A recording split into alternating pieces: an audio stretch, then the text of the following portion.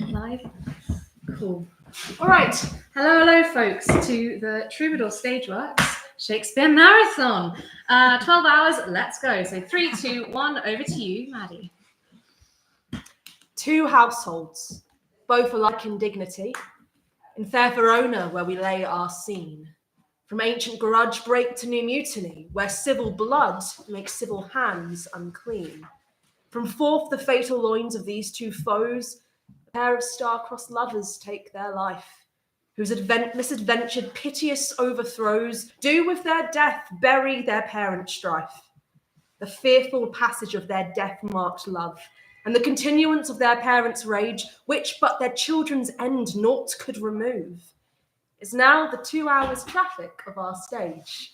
The which, if you with patient ears attend, what here shall miss, our toil shall strive to mend. A dog of the house of Montague moves me. Put up your sword, you know not what you do. What, drawn among these heartless hinds, turn thee, Mercutio, and look upon thy death. I do but keep the peace, put up thy sword. What, drawn and talk of peace? I hate the word as I hate hell, all Montagues and thee. Have at thee, coward.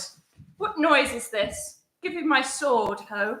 My sword, I say. Old Montague is come and flourishes his blade in spite of me. Thou villain Capulet. Rebellious subjects, enemies to peace, profaners of this neighbour-stained steel, will they not hear? What ho, you men, you beasts! On pain of torture, from those bloody hands, throw your mistempered weapons to the ground, and hear the sentence of your moved prince.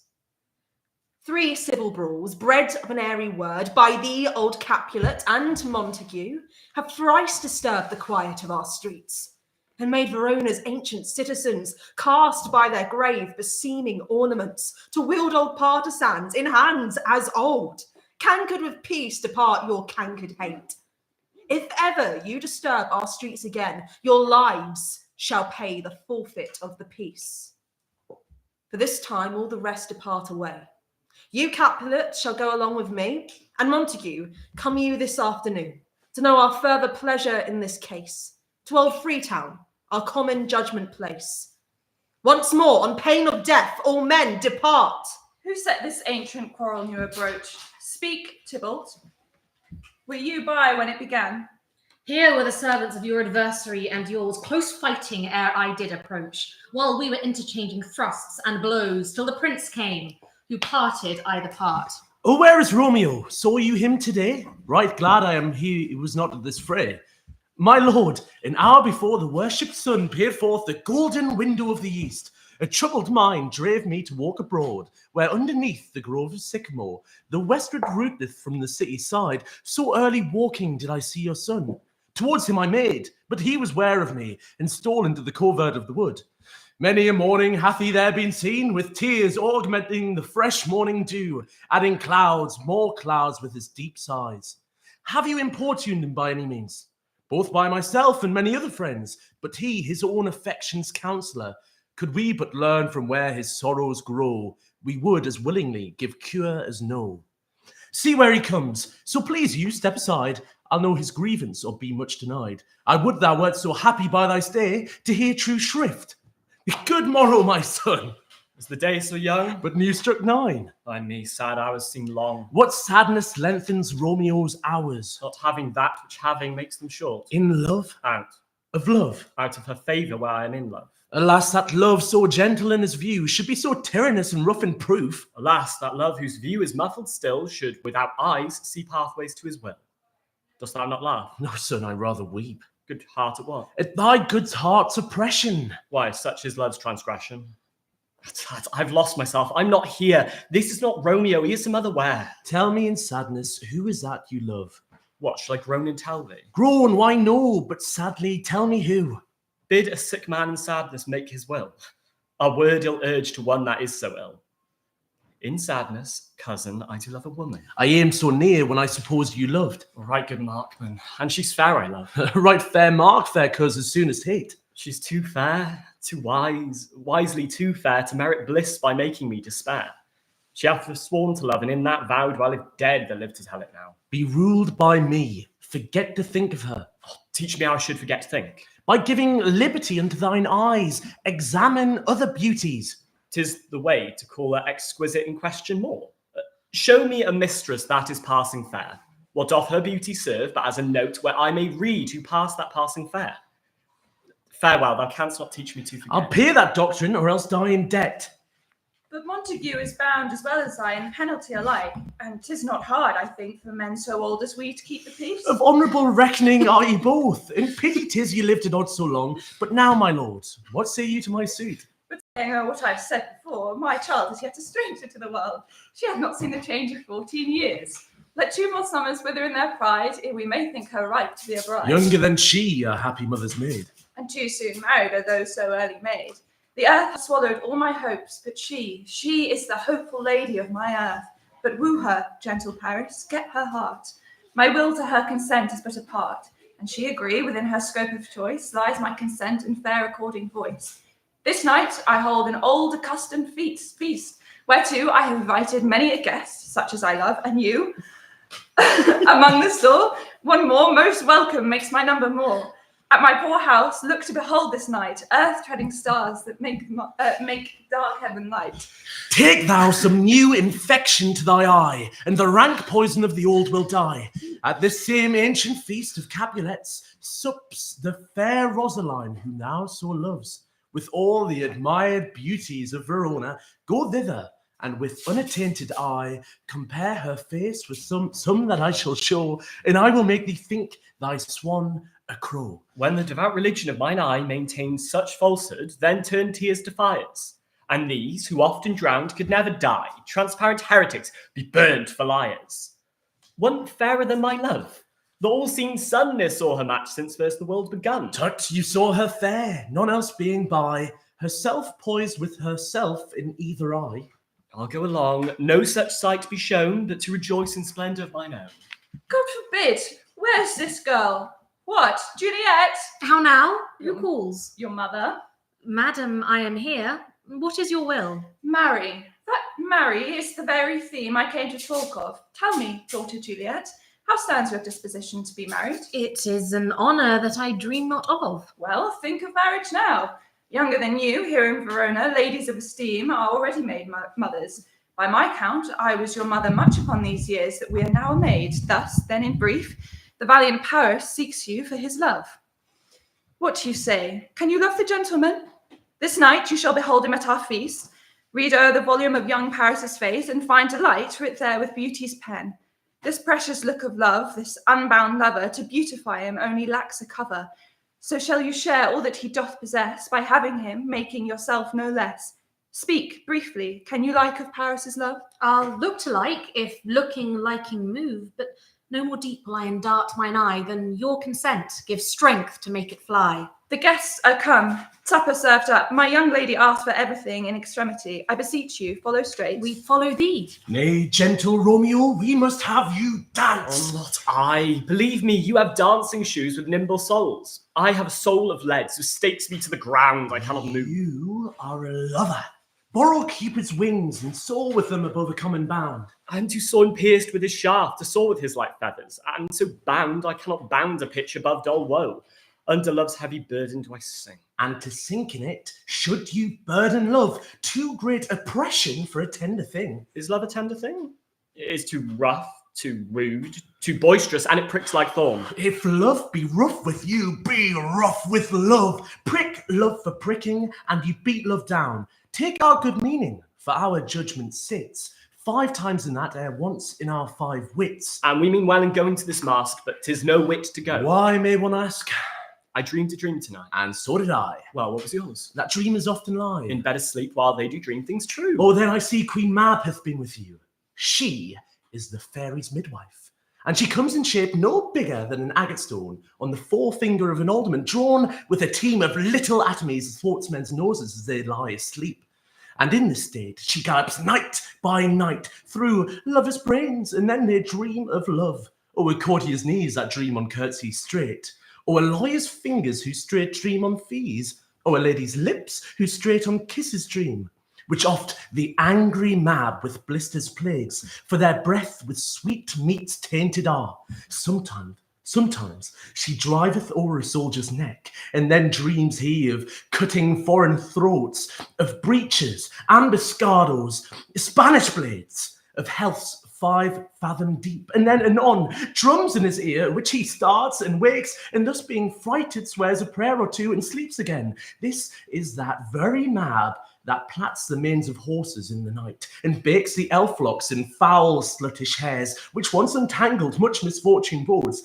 This is the hag, when mates lie on their backs, that presses them and learns them first to bear, making them women of good carriage. This is she. Peace, Mercutio, peace.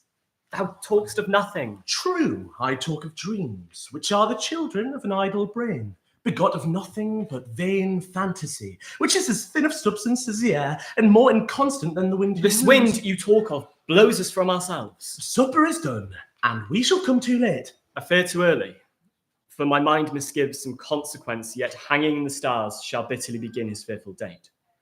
With this night's revels and expire the term of a despised life, closed in my breast by some vile forfeit of untimely death. But he that hath the steerage of my course, direct my sail. Unlusty gentlemen. Strike drum.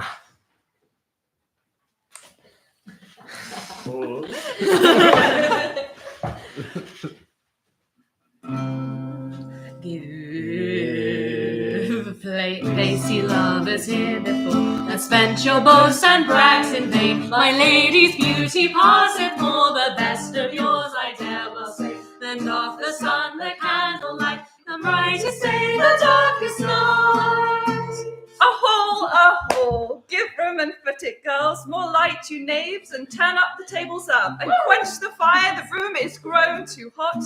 Ah, sirrah, this unlocked for sport comes well. Nay, sit, good cousin, for you and I are past our dancing days. How long is now since last yourself and I were in a mask? What, man? 'Tis not so much. 'Tis since the nuptials of Lucentio. Come, Pentecost, as quick as it will, some 25 years, and then we mask. What lady is that, which doth enrich the hand of yonder knight? She doth teach the torches to burn bright. It seems she hangs upon the cheek of night, so shows a snowy dove trooping with crows as yonder ladies are her fellow shows. The measure done, I'll watch a place of stand, and touching hers make blessed my rude hand. Did my heart love till now? The swear at sight, for I ne'er saw true beauty till this night. Give place ye lovers here before, that spent your boasts and brags in vain. My lady's beauty passeth more, the best of yours I dare well say. And doth the sun the candle light, the brightest day, the darkest night. This, by his voice, should be a Montague. Come hither, covered with an antique face, to fleer and scorn at our solemnity. Bow by the stock and honour of my kin, to strike him dead, I'll hold it not a sin. Why, how now, Kingsman? Wherefore storm you so? Uncle, this is a Montague, our foe. Come hither with in spite, to scorn at our solemnity this night. Young Romeo, is it? 'Tis he, that villain Romeo. Content thee, gentle coz, let him alone. He bears him like a portly gentleman, and to say truth, Verona brags of him to be virtuous and well-governed youth. I would not for the wealth of all the town here in my house do him disparagement. Therefore, be patient. Take no note of him. It is my will, and the which of thou respect show a fair presence, and put off these frowns and ill-beseeming semblance for a feast. It fits when such a villain is a guest. I'll not endure him. He shall be endured. What? Good man, boy, I say he shall. Go to. Am I the master here, or you? Go to. You'll not endure him. God shall mend my soul. You'll make a mutiny among my guests. You'll set a cock-a-hoop. You'll be the man. My uncle, 'tis a shame. Go to. You are a saucy boy. Is so indeed. This trick may chance to scathe you. I know what. You must contrary me. Marry, 'tis time. Well said, my hearts. You are princocks. Go. Be quiet, or more light for shame. I'll make you quiet. Watch cheerly, my hearts. Sit with nature thus gave her the praise to be the chiefest work she wrought. In faith, methinks some better ways on your behalf might well be sought than to compare as ye have done, to match the candle with the sun. If I profane with my unworthiest hand this holy shrine, the gentle fine is this: my lips, two blushing pilgrims, ready stand to smooth that rough touch with a tender kiss. Good pilgrim, you do wrong your hand too much, which mannerly devotion shows in this. For saints have hands that pilgrims' hands do touch, and palm to palm is holy palmer's kiss. Have not saints' lips and holy palmers too? I, pilgrim, lips that they must use in prayer. Oh, then, dear saint, let lips do what hands do. They pray, grant thou lest faith turn to despair. Saints do not move, though grant for prayer's sake. Then move not, or my prayer's effect I take. Thus from my lips, by yours my sin is purged. And have my lips the sin that they have took. Sin from thy lips, and trespass sweetly urged, give me my sin again. You kiss by the book. Madam, your mother craves a word with you. What is her mother? A married bachelor, her mother is the lady of the house. I tell you, he that can lay hold of her shall have the chinks. Is she a Capulet? Oh dear Count, my life is my foe's debt. Come hither, sir. What is yond gentleman? The son and heir of old Tiberio. And what is he that now is going out the door? Marry, that I think be young Petruchio. And what's he that follows there and would not dance? His name is Romeo, and the Montague, the only son of your great enemy. My only love sprung from my only hate. Too early seen unknown, and known too late. Prodigious birth of love it is in me that I should love a loathed enemy. What's this? What's this? A rhyme I learned even now of one I danced withal. Anon, come, let's away, the strangers are all gone. Can I go forward when my heart is here? Turn back, dull earth, and find thy centre out. Romeo, humors, madman, passion, lover, appear thou in the likeness of his eye. Speak but one rhyme, and I am satisfied. Cry but I me, pronounce but love and dove. Speak to my gossip Venus one fair word, one nickname for her purblind son and heir. I conjure thee, by Rosaline's bright eyes, by her high forehead and her scarlet lip, by her fine foot, straight leg, and quivering thigh, and the demesnes that there adjacent lie, that in thy likeness thou appear to us. Romeo, good night. I'll to my truckle bed. This field bed is too cold for me to sleep. You jest at scars that never felt a wound. But, soft, what light through yonder window breaks? It is the east, and Juliet is the sun. Rise, fair sun, and kill the envious moon, who is but sick and pale with grief that thou her maid art far more fair than she. But see how she leans her cheek upon her hand. That I were a glove upon that hand, that I might touch that cheek. I mean... She speaks. Oh, Romeo, wherefore art thou Romeo? Deny thy father and refuse thy name, or if thou wilt not be sworn my love, and I'll no longer be a Capulet. Shall I hear more, shall I speak at this? 'Tis but thy name that is my enemy. Thou art thyself, though not a Montague. What's Montague? It is not hand, nor foot, nor arm, nor face, nor any other part belonging to a man. Be some other name. What's in a name? That which you may call rose by any other name would smell as sweet. So Romeo would, were he not Romeo so called, retain that dear perfection that he owes without that title. Romeo, doff thy name, and for that name that is no part of thee, take all myself. I take thee at thy word. Call me but love, and I'll be new baptized. Henceforth, I never will be Romeo. What man art thou that thus bescreened a knight so stumblest on my counsel? By a name, I know not how to tell thee who I am. My name, dear saint, is hateful to myself because it is an enemy to thee. Had I written, I would tear the word. My ears have not yet drunk 100 words of that tongue's utterance, yet I know the sound. Are you not Romeo? And a Montague? Neither, fair saint, if either thee dislike. How camest thou hither? Tell me, and wherefore? The orchard walls are high and hard to climb, and the place death, considering who thou art, if any of my kinsmen find thee here. With love's light wings did I perch these walls. For stony limits cannot hold love out, and what love can do, that dares love attempt. Therefore thy kinsmen are no let to me. If they do see thee, they will murder thee. Alack, there lies more peril in thine eye than 20 of their swords. Look thou but sweet, and I am proof against that enmity. I would not for the world they saw thee here. I have night's cloak to hide me from their sight, and but thou love me, let them find me here. My life were better ended by their hate than death prorogued, wanting of thy love. Thou know'st the mask of night is on my face, else would a maiden blush bepaint my cheek, for thou hast heard me speak tonight. Fain would dwell on form, fain deny what has been spoke, but farewell compliment.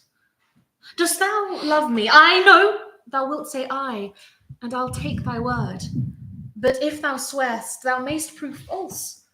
At lovers' perjuries they say Jove laughs. Oh, gentle Romeo, if thou dost love, pronounce it faithfully, or if thou thinkst I am too quickly won, I'll frown and be perverse and say thee nay, so thou wilt woo, but else not for the world. Lady, by yonder blessed moon, I swear that tips with silver all these fruit tree tops. No, swear not by the moon, the inconstant moon that nightly changes in her circled orb, lest that thy love prove likewise variable. What shall I swear by?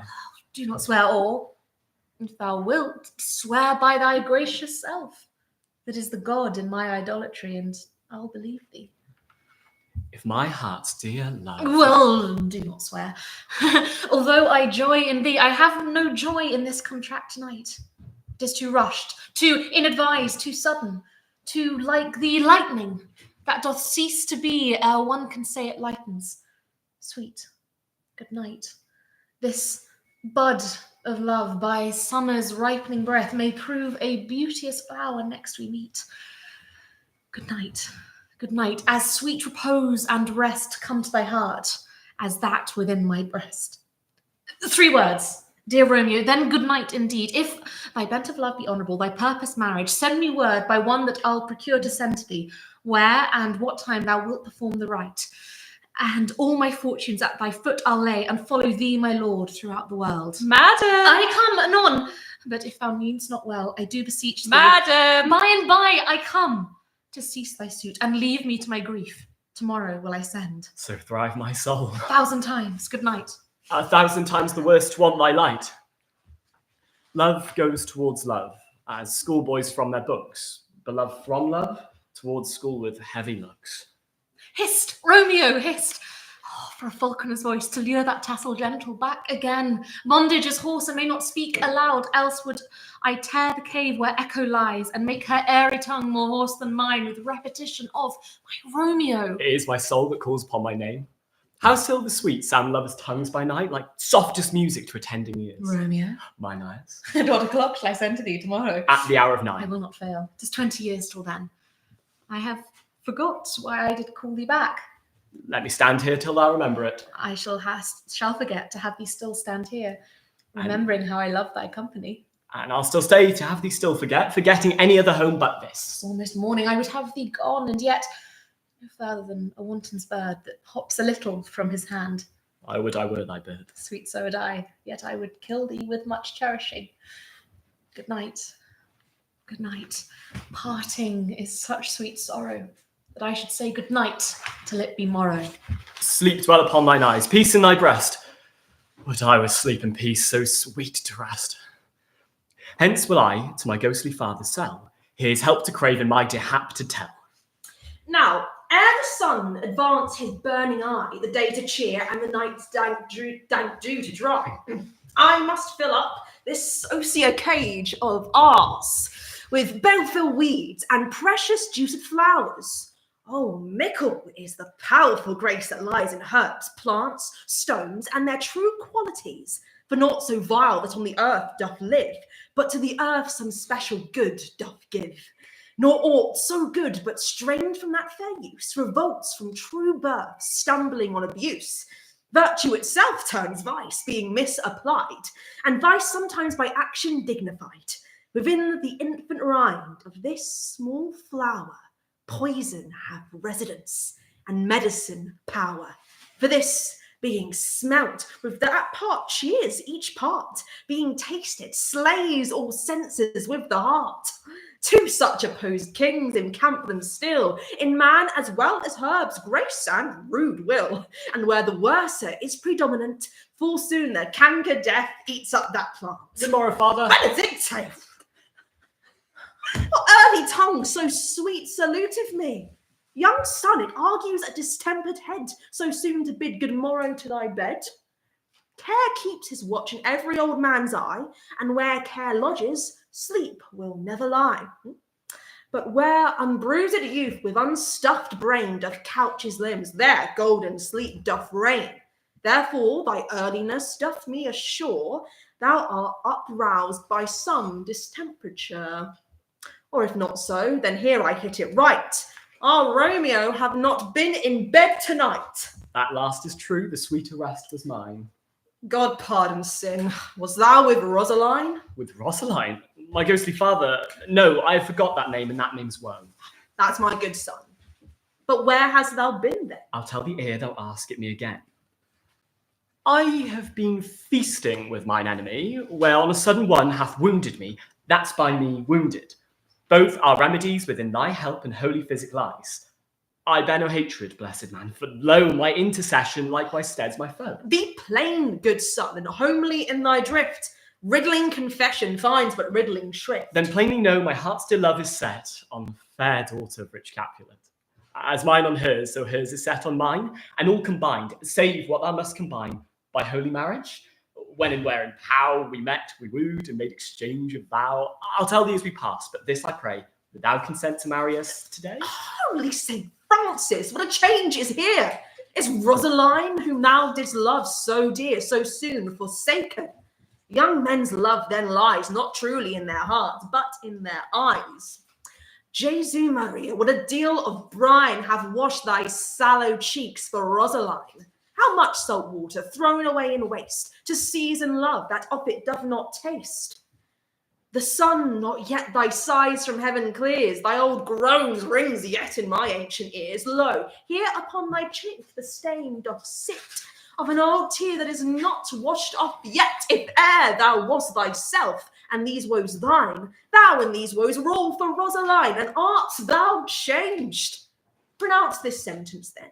Woman may fall when there's no strength in men. Thou chidest me off for loving Rosaline. For doting, not for loving, pupil mine. And badst me bury love. Not in a grave to lay one in and another to have out.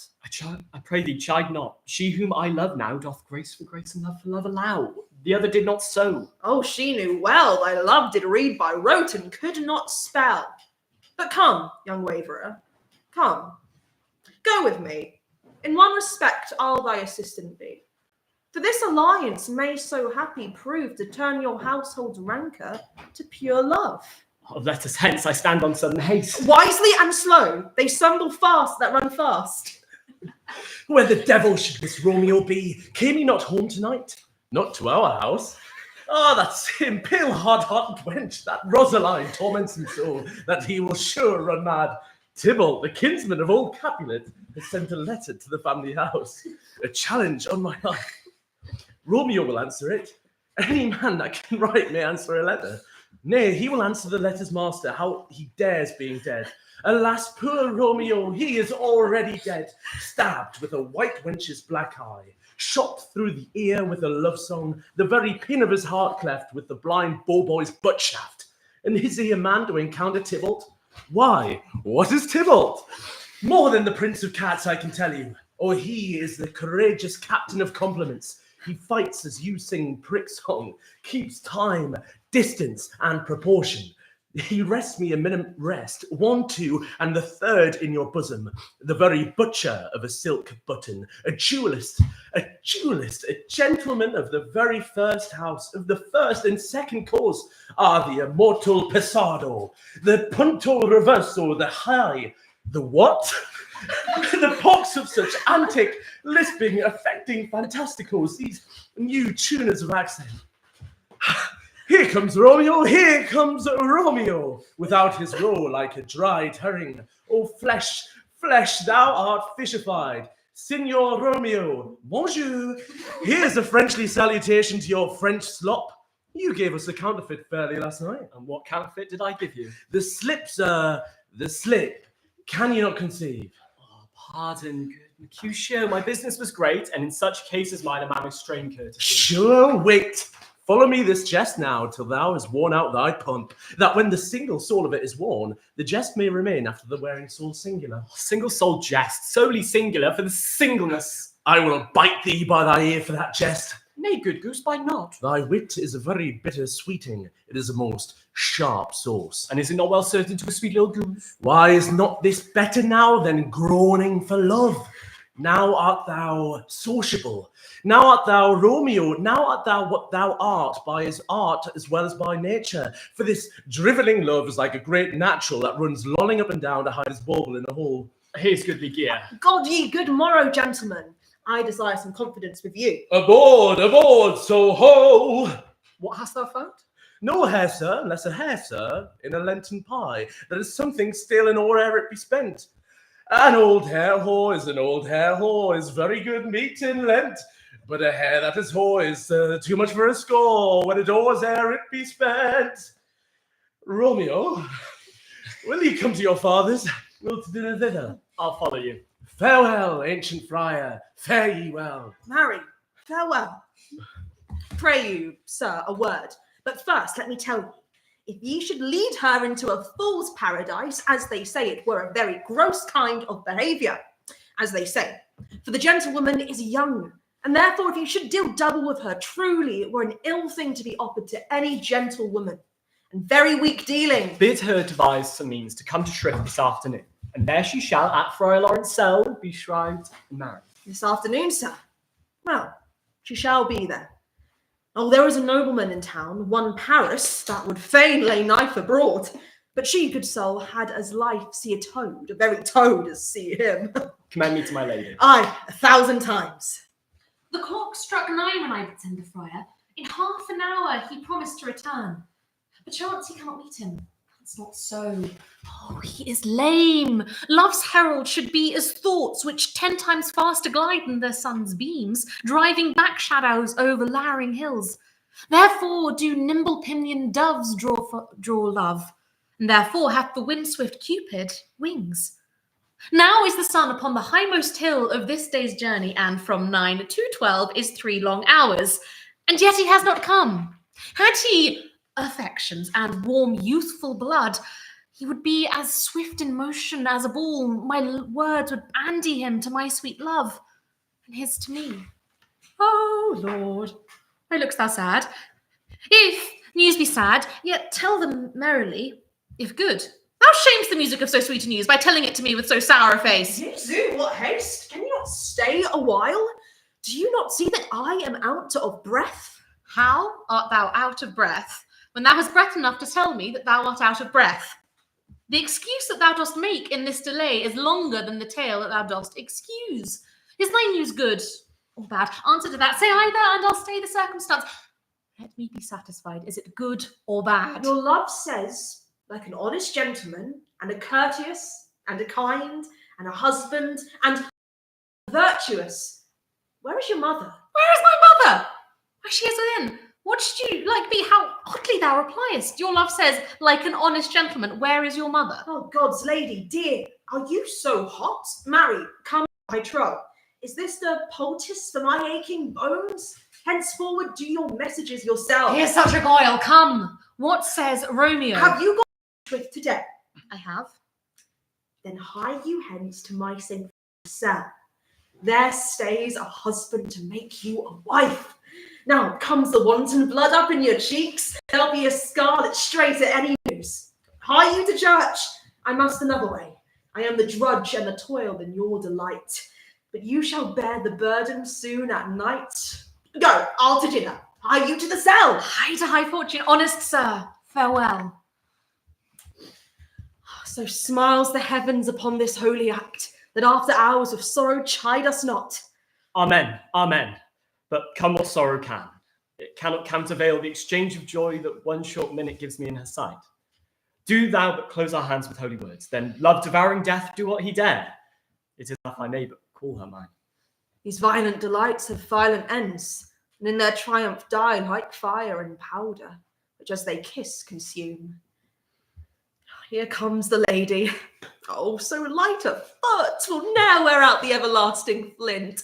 A lover may bestride the gossamer that idles in the wanton summer air, and yet not fall, so light is vanity. Good even to my ghostly confessor. Romeo shall thank thee, daughter, for us both. As much to him, else is his thanks too much. Come with me, and we will make short work. Make us minstrels. And now make minstrels of us. Look to hear nothing but discords. Here's my fiddlestick. Here's that shall make you dance. Zounds, consort. We talk here in the public haunt of men. Either withdraw unto some private place and reason coldly of your grievances, or else depart. Here all eyes gaze on us. Men's eyes were made to look, and let them gaze. I will budge for no man's pleasure, I. Well, peace be with you, sir. Here comes my man. But I'll be hanged, sir, if he wear your livery. Marry, go before the field, he'll be your follower. Your worship, in that sense, may call him man. Romeo, the hate I bear thee can afford no better term than this. Thou art a villain. Tybalt, the reason that I have to love thee doth much excuse the appertaining rage to such a greeting. Villain am I none. Therefore farewell, I see thou knowest me not. Boy, this shall not excuse the injuries thou hast done me. Therefore turn and draw. I do protest I never injured thee, but love thee better than thou canst devise, till thou shalt know the reason of my love. And so, good Capulet, which name I tender as dearly as my own, be satisfied. Oh, calm, dishonourable, vile submission. Tybalt, you rat catcher, will you walk? What wouldst thou have with me? Good king of cats, nothing but one of your 9 lies. Will you pluck your sword out of his pitcher by the ears? Make haste, lest mine be about your ears ere it be out. I am for you. Gentle Mercutio, put thy rapier up. Come, sir, your passado. Gentlemen, for shame, forbear this outrage. Tybalt, Mercutio, the prince expressly hath forbidden bandying in Verona streets. Hold, Tybalt, good Mercutio. Ah! I am hurt. The plague of both your houses, I am sped. Is he gone and hath nothing? What art thou hurt? I, a scratch. Marry, 'tis enough. Where is my page? Go, villain, fetch a surgeon. Courage, man, hurt cannot be much. No, 'tis not so deep as a well, nor so wide as a church door, but 'tis enough. 'Twill serve. Ask for me tomorrow, and you shall find me a grave man. I am peppered, I warrant, for this world. A plague of both your houses.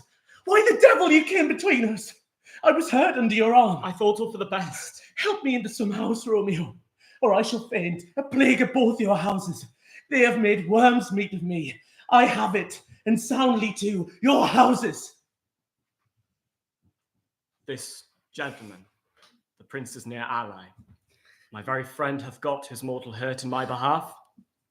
My reputation stained with Tybalt's slander. Brave Mercutio is dead. That gallant spirit hath aspired the clouds, which 2 untimely herds did scorn the earth. This day's black fate on more days doth depend. This but begins the woe, others must end. Thou wretched boy that did consort him here shall with him hence. This shall determine that.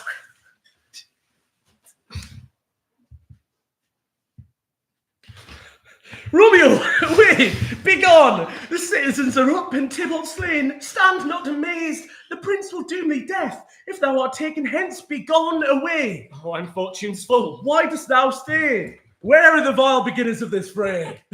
Oh, noble prince, I can discover all. The unlucky manager of this fatal brawl, there lies the man, slain by young Romeo, that slew thy kinsman, brave Mercutio. Tybalt, my cousin, oh, my brother's child, oh, prince, oh, cousin, oh, the blood is spilt on my dear kinsman. Prince, as thou art true, for blood of ours, shed blood of Montague. Oh, cousin, I beg for justice, which thou, prince, must give. Romeo slew Tybalt. Romeo must not live. Romeo slew him. He slew Mercutio, who now the price of this dear blood doth owe. Not Romeo, prince. He was Mercutio's friend. The fault concludes but what the law should end, the life of Tybalt. And for that offence, immediately we do exile him hence. I have an interest in your hate's proceeding. My blood for your rude brawls doth lie a-bleeding. But I'll amerce you with so strong a fine, that you shall all repent the loss of mine. I will be deaf to pleading and excuses, nor tears nor prayers shall purchase out abuses. Therefore use none. Let Romeo hence in haste, else when he's found, that hour is his last. Bear hence this body and attend our will. Mercy but murders, pardoning those that kill. Oh, yeah. O happy dames that may embrace the fruit of your delight, help to bewail the woeful case, and eke the heavy plight of me that wanted to rejoice the fortune of my pleasant choice. Good ladies, help to fill my morning voice. In ship freight with remembrance of thoughts and pleasures past, he sails that hath in governance my life while it will last. With scolding eyes for lack of gale, which furthering his hope, that is his sail, toward me the sweet port of his avail. Alas, how oft in dreams I see these eyes that were my food, that sometimes so delighted me, and yet they do me good, wherewith I wake with his return, whose absent flame doth make me burn. But when I find the lack, Lord, how I mourn.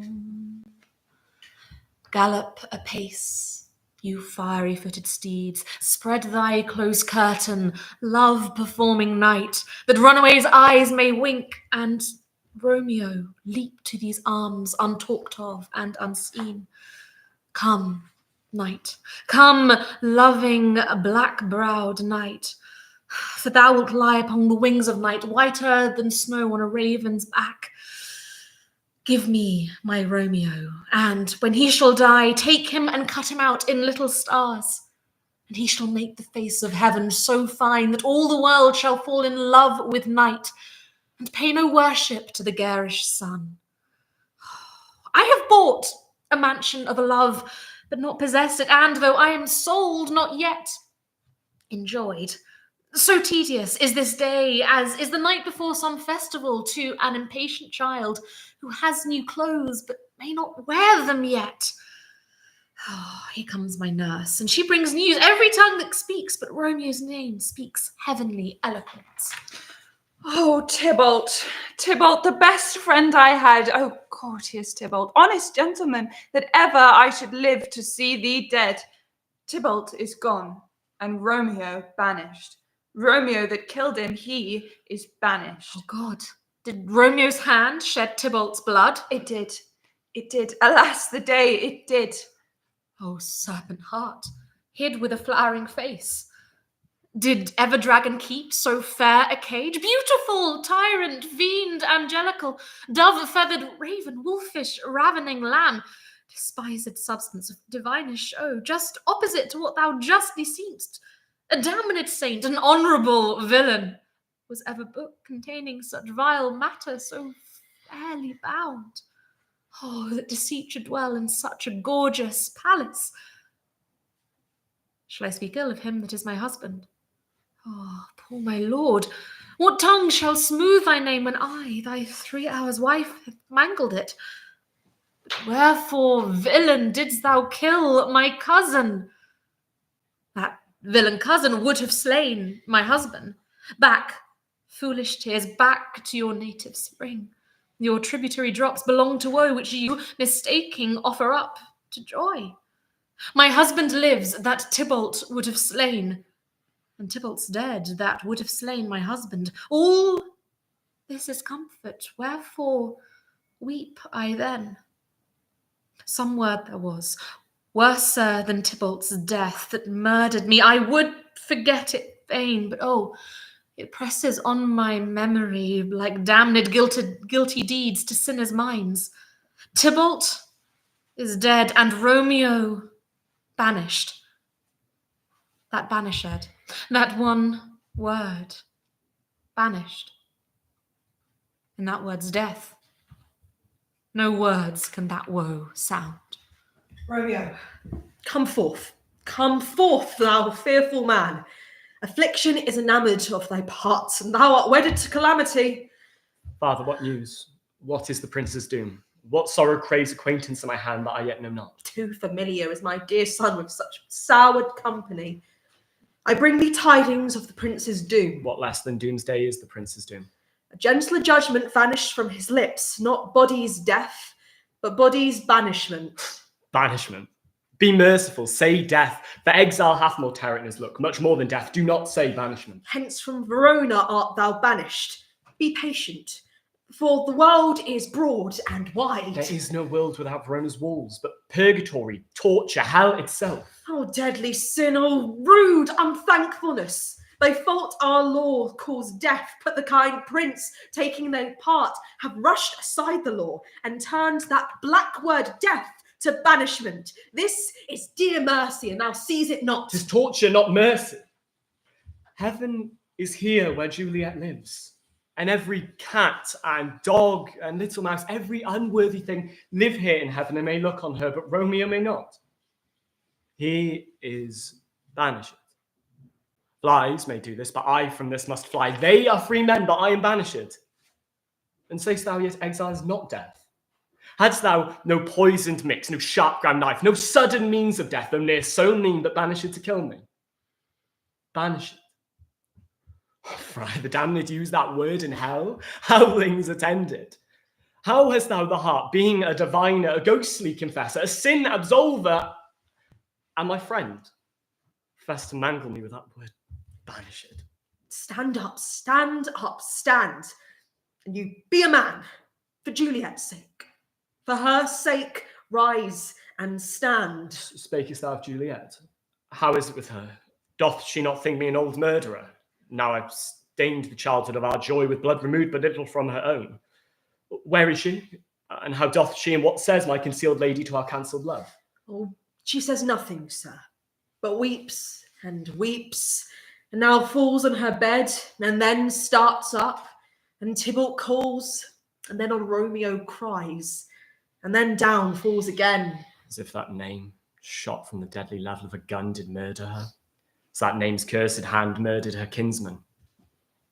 Tell me, friar, tell me, in what vile part of this gnat and me doth my name lodge? Tell me that I may sack the hateful mansion. Hold thy desperate hand. Art thou a man? Thy form cries out, thou art. What? Rouse thee, man. Thy Juliet is alive, for whose dear sake thou was but lately dead. There art thou happy. Tybalt would kill thee, but thou slews Tybalt. There art thou happy too. The law that threatened death becomes thy friend and turns it to exile. There art thou happy. A pack of blessings lights up thy back. Happiness courts thee in her best array, but like a misbehaved and sullen wench thou poutest upon thy fortune and thy love. Take heed, for such die miserable. Go, get thee to thy love, as was decreed. Ascend her chamber, hence, and comfort her. But look thou stay not till the watch be set, for then thou canst not pass to Mantua, where thou shalt live, till we can find a time to blaze your marriage. Reconcile your friends, beg pardon of the prince, and call thee back with 200,000 times more joy than thou wentst forth in lamentation. Go hence, good night, and here stands all your state. Either be gone before the watch be set, or by the break of day disguised from hence. Juliet shall hasten all the house to bed, which heavy sorrow makes them apt unto. Romeo is coming. But that a joy past joy calls out on me. It were a grief so brief to part with me. Farewell. Things have fallen out, sir, so unluckily that we have no time to move our daughter. Look you, she loved her kinsman Tybalt dearly, and so did I. Well, we were born to die. 'Tis very late. She'll not come down tonight, I promise you, but for your company, I would have been abed an hour ago. These times of war afford no time to woo. Madam, good night. Commend me to your daughter. I will. I know her mind early tomorrow. Tonight she is mewed up in her heaviness. Sir Paris, I will make you a desperate tender of my child's love. I think she will be ruled in all aspects by me. Nay more, I doubt it not. But soft. What day is this? Monday, my lord. Ah, Monday.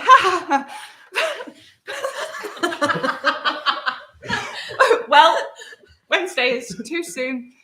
Thursday, let it be. Oh, Thursday, tell her she shall be married to this noble earl, for hark you, Tybalt being slain so late, it may be thought we held him carelessly, being our kinsman, if we rebel much.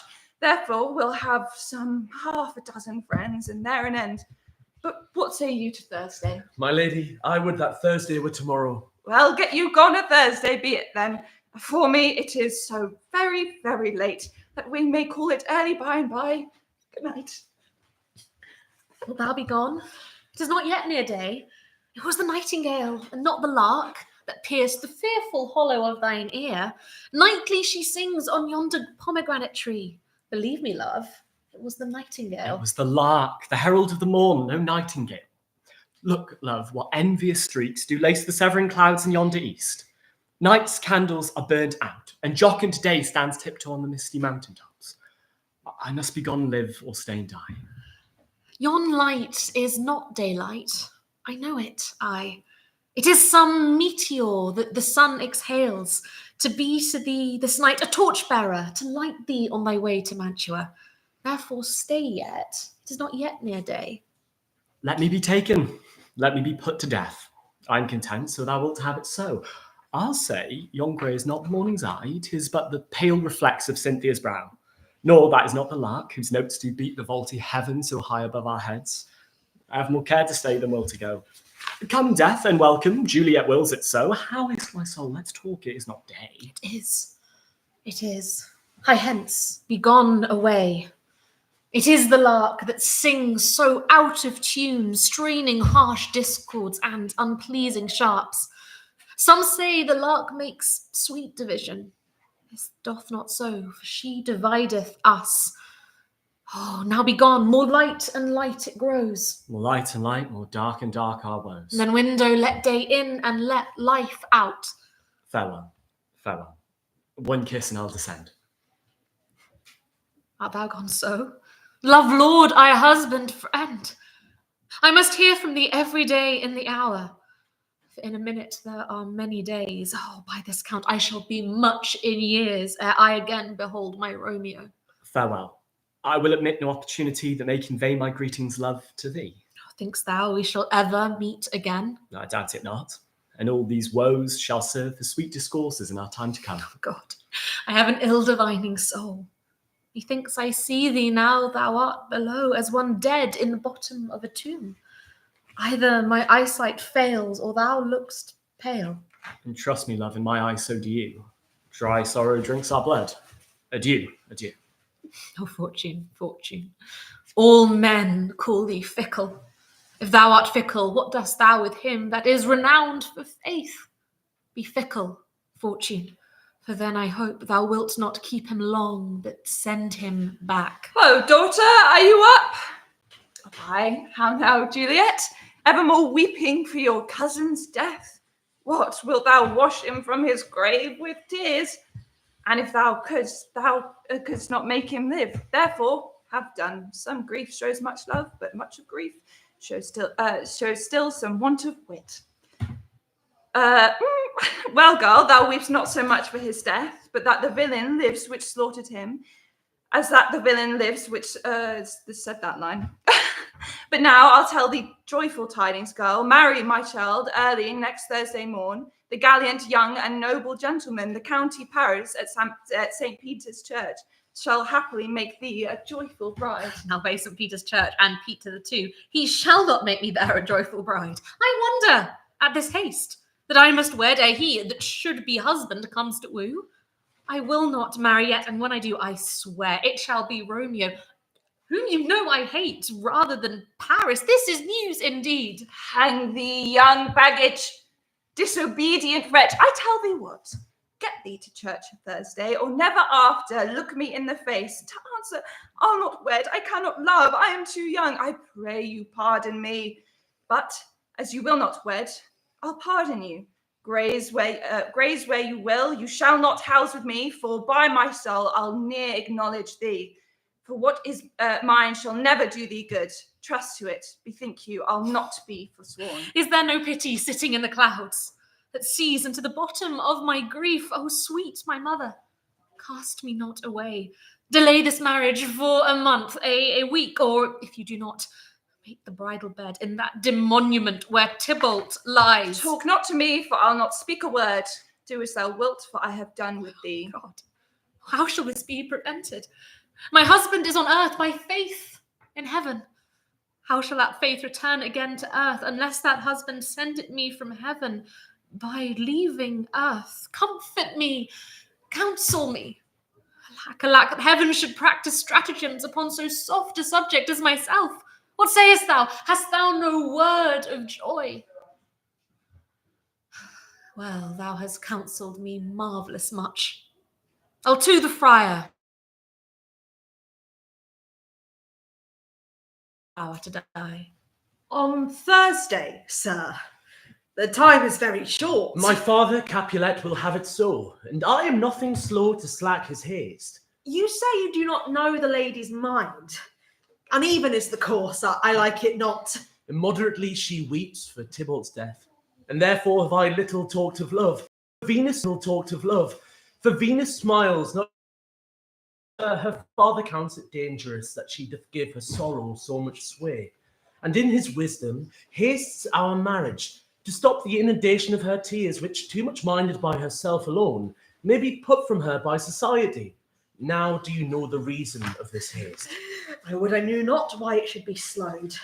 Look, sir, here comes the lady towards myself. Happily met, my lady and my wife. That may be, sir, when I may be a wife. That may be on Thursday next. What must be shall be. That's a certain text. Come you to make confession to this father? To answer that, I should confess to you. Do not deny to him that you love me. I shall confess to you that I love him. Poor soul, thy face is much abused with tears. The tears got small victory by that, for it was bad enough before their spite. Thou wrongst it more than tears without report.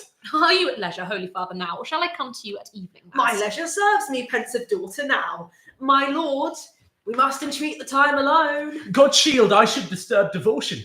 Juliet, on Thursday early will I rouse ye. Till then, adieu, and keep this holy kiss. Oh, shut the door, and when thou hast done so, come weep with me. Past hope, past cure, past help. Oh, Juliet, I already know thy grief. It strains me past the compass of my wits. I hear thou must, and nothing may prorogue it, on Thursday next be married to this county. Tell me not, friar, that thou hearest of this, unless thou tell me how I may prevent it. Oh, if in thy wisdom thou canst give no help, do but call my resolution wise, and with this knife I'll help it presently. God joined my heart with Romeo's, thou our hands, and ere this hand by thee to Romeo sealed shall be the label to another deed, or my true heart with treacherous revolt turn to another, this shall slay them both. Hold, daughter, I do spy a kind of hope, and if thou darest, I'll give thee remedy. Oh, bid me leap, rather than marry Paris, and I will do so without fear or doubt, to live an unstained wife to my sweet love. Hold, then. Go home. Be merry. Give consent to marry Paris. Wednesday is tomorrow. Tomorrow night, look that thou lie alone. Let not thy nurse lie with thee in thy chamber. Take thou this vial.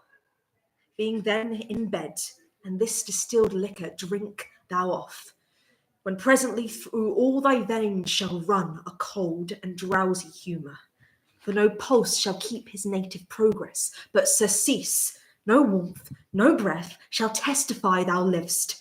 And in this borrowed likeness of shrunk death, thou shalt continue 42 hours, and then awake as from a pleasant sleep, In the meantime, against thou shalt awake, shall Romeo by my letters know our drift, and hither shall he come, and he and I will watch thy waking, and that very night shall Romeo bear thee hence to Mantua. Give me, tell me not of fear. Hold, get you gone, be strong and prosperous in this resolve. I'll send a friar with speed to Mantua, with my letters to thy lord. Love, give me strength, and strength shall help afford. Farewell, dear father.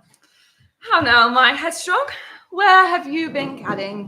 Where I've learned me to repent the sin of disobedient opposition to you and your behests, and am enjoined by holy Lawrence to fall prostrate here and beg your pardon. Pardon, I beseech you.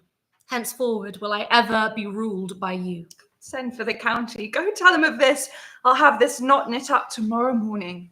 I met the youthful lord at Lawrence cell, and gave him what becomed love I might, not step o'er the bounds of modesty. What? Are you busy, huh? Need you my help? No, madam, we have culled necessaries, such as are behoveful to our state tomorrow. So please you, let me now be left alone, and let the nurse sit up with you, for I am sure you have your hands full all with this so sudden busyness. Good night. Get thee to bed and rest, for thou hast need. Farewell, busyness. Good night. Get thee to bed and rest, for thou hast need. Farewell. God knows when we shall meet again. I have a faint cold fear thrills through my veins that almost freezes up the heat of life. My dismal scene I needs must act alone. Come, vile. How if, when I am laid into the tomb, I wake before the time that Romeo come to redeem me? There's a fearful point.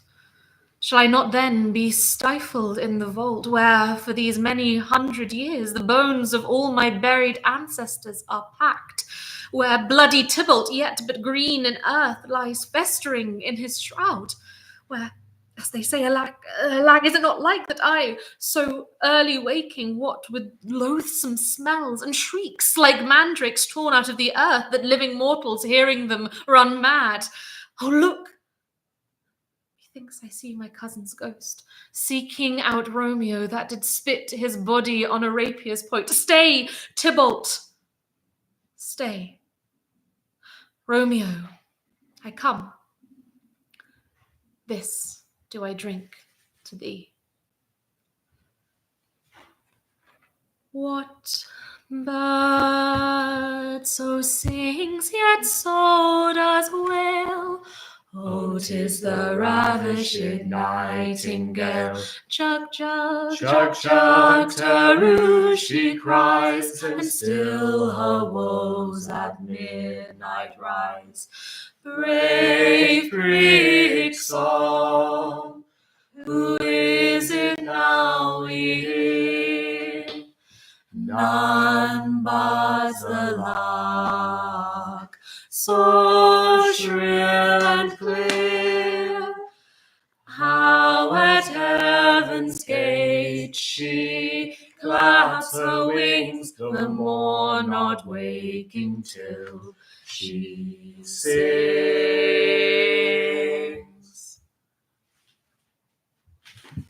Come, stir, stir, stir, the second cock hath crowed, the curfew bell hath rung, 'tis 3 o'clock. The county will be here with music straight, for so he said he would. I hear him near. Marry and amen. How sound she is asleep. I must needs wake you. Lady, lady, lady, alas, alas, help, help, my lady's dead. Oh me, my child, my only life, revive, look up, or I will die with thee. Come, is the bride ready to go to church? Ready to go, but never to return. O son, the night before thy wedding day hath death lain with thy wife. There she lies, flower as she was, deflowered by him. Death is my son-in-law, death is my heir. My daughter he hath wedded, I will die and leave him all. Life, living, all is death's. Have I thought long to see this morning's face, and doth it give me such a sight as this? Beguiled, divorce, wrong, spited, slain, most detestable death, by thee beguiled, by cruel, quite overthrown. O love, O life, not life, but love in death. Despised, distressed, hated, martyred, killed, uncomfortable time. Why camest thou now to murder our solemnity? Oh child, my soul, and not my child, dead art thou. Alack, my child is dead, and with my child my joys are buried. Dry up your tears, and stick your rosemary on this fair coals, and as the custom is, in all her best array, bear her to church. For though fond nature bids us a lament, yet nature's tears are reason's merriment. All things we ordained festival turn from their office to black funeral. Sir, you go in. Everyone prepare to follow this fair course unto her grave. The heavens do lour upon you for some ill. Move them no more by crossing their high will. A cock with what a pretty throat, poor robin redbreast tunes his note. Hark how the jolly cuckoo sings, cuckoo to welcome in the spring, cuckoo to welcome in the spring. Oh, this same should be the voice of Friar John. Welcome from Mantua. What says Romeo? He could not send it, nor get a messenger to bring it thee. So fearful were they of infection. Unhappy fortune! By my brotherhood, the letter was not nice, but full of charge of dear import, and the neglecting it may do much danger. Within 3 hours will fair Juliet wake. She will beshrew me much that Romeo have no notice of these accidents. But I will write again to Mantua, and keep her at my cell till Romeo come. Poor living corpse, closed in a dead man's tomb. Brave prig song, who is it now we hear? None but the lark, so shrill and clear. How at heaven's gate she claps her wings, the morn not waking till she sings. There lies Juliet, and her beauty makes this vault a feasting There lies Juliet, and her beauty makes this vault a feasting presence full of light. Death, lie thou there by a dead man's interred. How oft, when men are at the point of death, have they been merry, which their keepers call a lightning before death? Oh, how may I call this a lightning? Oh, my love, my wife, death that have sucked the honey of thy breath have had no power yet upon thy beauty. Thou art not conquered. Beauty's ensign yet is crimson in thy lips and in thy cheeks, and death's pale flag is not advanced there.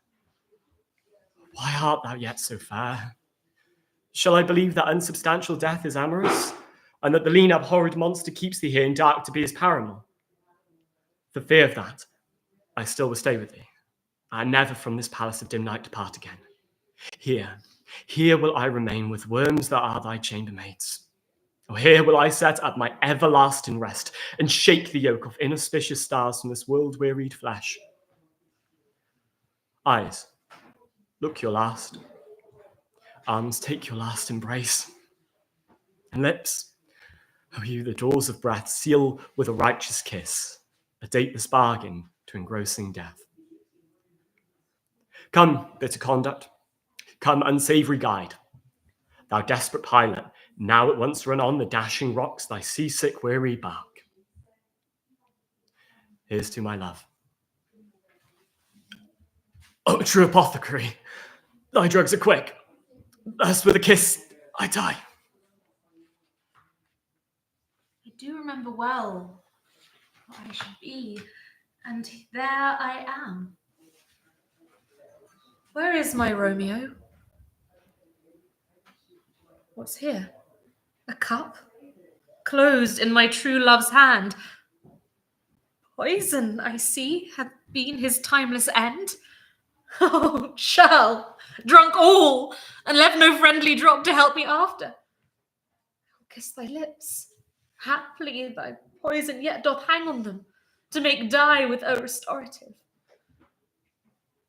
Thy lips are warm. Liege boy, which way? Yea, noise. Then I'll be brief. Oh, happy dagger, this is thy sheath, their rust, and let me die. St. Francis be my speed. Oh, tonight I have my old feet stumbled at graves. Who's there? What misadventure is so early up that calls our person from our morning's rest? Alack, alack, what blood is this which stains the stony entrance of the sepulchre? What mean these masterless and gory swords to lie discoloured by this place of peace? Bring forth the parties of suspicion. I am the greatest, able to do least, yet most suspected, as the time and place doth make against me of this direful murder. And here I stand, both to impeach and purge, myself condemned and myself excused. Then say at once what thou dost know in this. Romeo, their dead, was husband to that Juliet, and she, their dead, that Romeo's faithful wife. I married them, and their stolen marriage day was Tybalt's doomsday, whose untimely death banished the new-made bridegroom from the city. For whom, and not for Tybalt, Juliet pined. You, to remove that siege of grief from her, betrothed, and would have married her perforce. Then comes she to me, and with wild looks bid me devise some mean to rid her from this second marriage. Or in my cell there would she kill herself. There gave I her, so tutored by my art, the form of death. Meantime I writ to Romeo, but he which bore my letter, Friar John, which stayed by accident, and yesternight returned my letter back. What should it be that they shriek abroad? Oh, the people in the street cry Romeo, some Juliet, and some Paris, and all ran with open outcry toward our monument. Oh me, this sight of death is as a bell that warns my old age to a sepulchre. Come, Montague, for thou art early up to see thy son and heir more early down. Alas, my liege, my wife is dead tonight. Grief of my son's exile hath stopped her breath. What further war conspires against mine age? Look, and thou shalt see. O thou untaught, what manner is in this, to press before thy father to a grave? Capulet, Montague, see what a scourge is laid upon your hate, that heaven finds means to kill your joys with love. And I, for winking at your discords too, have lost a brace of kinsmen. All are punished. Oh, brother Montague, give me thy hand. This is my daughter's jointure, for no more can I demand. But I can give thee more, for I will raise her statue in pure gold. While Verona by that name is known, there shall no figure at such rate be set as that of true and faithful Juliet. As rich shall Romeo's by his ladies lie, poor sacrifices of our enmity. A glooming peace this morning with it brings. The sun for sorrow will not show his head. Go hence to have more talk of these sad things. Some shall be pardoned, and some punished. For never was a story of more woe than this of Juliet and Romeo. Sorry. Sorry. Well, yeah, no. Thank you cheery all to for joining us for Romeo and Juliet. We have 10 minutes until All's Well That Ends Well starts. And just to these kind of gaps through our marathon, we have some supplementary scripts, and we will start this time with the introductions to the first folio, which are the poetry and introductions from the original book. Today is the 400th anniversary of that. And Maddie, I'm going to nominate you to sight read. Give me the poem beginning of this introduction. Lovely. So just to two? 1 and 2. 1 and 2. Lovely. And read the underlines. Read the underlines. The righto. And that bit? Yes, go on. Lovely. Number 1. So we have some time to include some bonus content in the stream. So, as Ming-Mesh just said, these are some introductions to the first folio. This first poem is under his portrait on the title page. To the reader, This figure that thou here feast put, it was for gentle Shakespeare cut, wherein the greyer had a strife with Nair to outdo the life. Oh, could he but have drawn his wit as well in verse as he hath hit his face, the print would then surpass all that was ever in Thrace. But since he cannot, reader, look not on his picture, but on his book. That was one. And number two, the introduction by John Himinge, we'll go with, and Henry Condell, Shakespeare's close friends, and the instigators, great word, of publishing the first folio. To the great variety of readers, from the most able to him that can but spell, there you are numbered. We'd rather you were weighed, especially when the fate of all books depends upon your capacities, and not of your heads alone, but of your purses. Well, it is now public, and you will stand for your privileges we know, to read and censure. Do so, but buy it first, that doth best commend a book, the stationer says. Then how odd soever your brains be, or your wisdoms, make your license the same, and spare not. Judge your 6 penoff, your shillings worth, your 5 shillings worth at a time, or higher, so you rise to the just rates and welcome. But whatever you do, buy. Censure will not drive a trade or make the jack go, and though you be a magistrate of wit, and sit on the stage at Blackfriars, or the cockpit to arraign players daily, no, these players have had their trial already, and stood out all appeals, and do now come forth quitted rather by a decree of court than any purchased letters of commendation. It had been a thing, we confess, worthy to have been wished, that the author himself had lived to have set forth and overseen his own writings. But since it have been ordained otherwise, and he by death departed from that right, we pray you do not envy his friends, the office of their care and pain to have collected and published them. And so to have published them, as were before, you were abused with diverse stone and surreptitious copies made and deformed by the frauds and stealthers of injurious impostors that exposed them. Even those are now offered to your view curd, and perfect of their limbs, and all the rest absolute in their numbers, as he conceived them, who, as he was a happy imitator of nature, was a most gentle expresser of it. His mind and hands went together, and what he thought he uttered with that easiness that we have scarce received from him a blot in his papers. But it is not our province who only gather his works and give them to you to praise him. It is yours that read him, and there we hope to your divers capacities you will find enough both to draw and hold you. For his wit can no more lie hid than it could be lost. Read him, therefore, and again, and if then you do not like him, surely you are in some manifest danger not to understand him. And so we leave you to other of his friends, who, if you need, can be your guides. If you need them not, you can lead yourselves and others, and such readers we wish him. Yeah. Pretty much. Thank you all. Hello. Joel, take over for a second. Oh, Next one. I shall. Is this? Yeah, it flicks through to the right. So Okay. start with 3. Start with 3. Ben, not Samuel Johnson's eulogy poem, published in the front of the first folio. To the memory of my beloved, the author, Mr. William Shakespeare, and what he hath left us, to draw no envy on thy name, am I thus ample to thy book and fame, while I confess thy writings to be such as neither man nor muse can praise too much. 'Tis true in all men's suffrage, but these ways were not the paths I meant unto thy praise.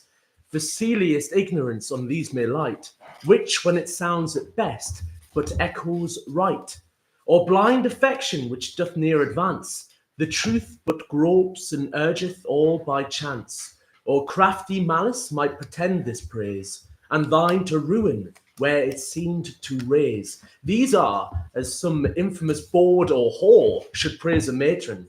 What could hurt her more? But thou art proof against them, and indeed above the ill fortune of them, or the need. I therefore will begin, soul of the age, the applause, delight, the wonder of our stage. My Shakespeare, rise. I will not lodge thee by Chaucer or Spencer, or bid Beaumont lie a little further to make thee a room. Thou art a monument without a tomb, and art alive still while thy book doth live. And we have wits to read and praise to give. That I not mix thee so my brain excuses, I mean with great but disproportioned muses. For if I thought my judgment were of years, I should commit thee surely with thy peers, and tell how far thou didst our Lily outshine, or sporting Kid, or Marlowe's mighty line. And thou hadst more Latin and less Greek, from thence to honour thee I would not seek. For names but call forth thundering Aeschylus, Euripides, and Sophocles, to verses, other names that I am not going to pronounce, to life again, to hear thy buskin tread, and shake a stage, or when thy socks were on, leave thee alone, for the comparison of all that insolent Greece or haughty Rome, sent forth or since did from their ashes come. Triumph, my Britain, thou hast one to show, whom all scenes of Europe homage owe. He was not of an age, but for all time, and all the muses still were in their prime, when like Apollo he came forth to warm our ears, or like a Mercury to charm. Nature herself was proud of his designs, and joyed to wear the dressing of his lines, which was so richly spun and woven so fit, as since she will vouchsafe no other wit. The merry Greek, tart Aristophanes, neat Terence, witty Platus, now not pleased, but antiquated and deserted lie, as they were not of nature's family. Sorry, I had to do that. Yet must I not give nature all, thy art, my gentle Shakespeare, must enjoy a part. For though the poet's matter nature be, his art doth give the fashion, and that he who cast to write a living line must sweat, as such as thine are, and strike the second heat upon the muse's anvil, turn the same and himself with it, that he thinks to frame. Or for the laurel he may gain a scorn, for a good poet's made as well as born. And such wert thou, look how the father's face lives in his issue, even so the race of Shakespeare's mind, and manners brightly shines in his well-toned and true-filled lines, in each of which he seems to shake a lance, as brandished at the eyes of ignorance. Sorry. Sweet swan of Avon, what a fight it were to see thee in our waters yet appear, and make those flights upon the banks of Thames that so did take Eliza and our James. But stay, I see thee in the hemisphere advanced, and made a constellation there. Shine forth, thou star of poets, and with rage or influence chide or cheer the drooping stage, which since thy flight fro hence hath mourned like night, and despair's day, but for thy volume's light. That was words. Fantastic, folks. Fantastic, folks. It is 11:25, and so we are on to play 2, Shakespeare's All's Well That Ends Well. Woohoo! Woohoo!